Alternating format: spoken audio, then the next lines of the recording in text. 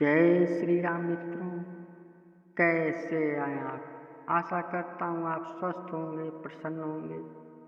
ज्योतिष शास्त्र प्रत्यक्ष शास्त्र में नवग्रहों की उपासना हिंदुओं का देवता विज्ञान इन स्थूल कार्य कारण परंपरा और संबंधों से और भी ऊपर जाता है। मानस शास्त्र के वेत्ताओं ने एक स्वर से यह बात स्वीकार की है कि शुद्ध परिपुष्ट एवं बलिष्ठ मन के द्वारा स्थूल जगत में अघटित घटना भी घटित की जा सकती हैं।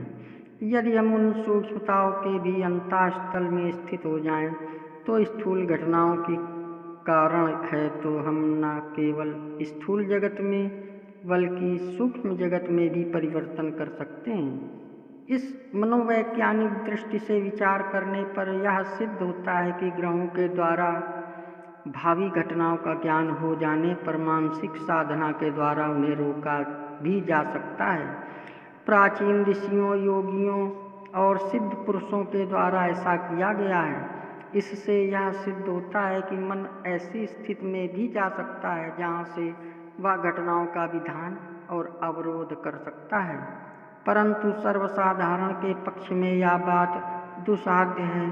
इसलिए उन्हें ग्रहमंडलाधिष्ठात्र देवता की शरण लेनी पड़ती है, जिसके शरीर पर सूर्य का ग्रह का दुष्प्रभाव पड़ रहा है या पड़ने वाला है। यदि सूर्यमंडल के अभिमानी देवता का आश्रय ले और पूजा पाठ जप आदि के द्वारा यह अनुभव कर सके कि सूर्य देवता मुझ पर प्रसन्न है, मेरा कल्याण कर रहे हैं और मुझे जीवन दान दे रहे हैं, तो बहुत अंश में उसका अरिष्ट शांत हो जाएगा और वह अपने सूर्य ग्रह जन्य पीड़ा से बचा सकेगा। ग्रह शांति की ये दोनों प्रणालियाँ शास्त्रीय हैं।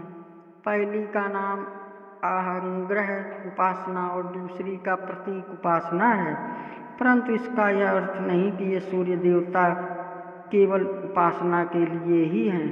वास्तव में समस्त देवताओं का अलग अलग अस्तित्व है और सबके लोक, शक्ति, वाहन, क्रिया आदि अलग अलग बटे हुए हैं। जब तक विभिन्न शरीर, लोक, वस्तु और नक्षत्र मंडल आदि पृथक पृथक प्रतीत हो रहे हैं, इनके द्वारा पृथ्वी मंडल प्रभावित हो रहा है, तब तक इनमें रहने वाले देवताओं को अस्वीकार नहीं किया जा सकता।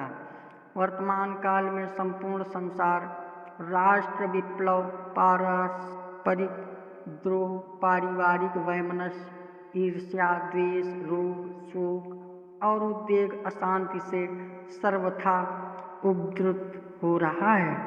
इसके अनेक कारणों में देवताओं की उपेक्षा और उनसे प्राप्त होने वाली सहायता को अस्वीकार कर देना भी है। अंतर्जगत के नियमानुसार देवताओं को जागतिक पदार्थों के उत्पादन, विनिमय और वितरण का अधिकार प्राप्त है।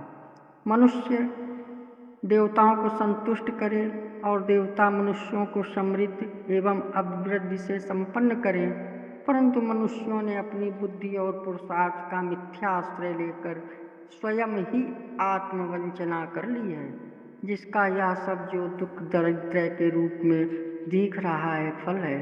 वेदों ने और तदनुयायी शास्त्रों ने एक स्वर से गृह शांति की आवश्यकता स्वीकार की है। अथर्ववेद में सब देवताओं की पूजा के साथ साथ गृह शांति का भी वर्णन आता है।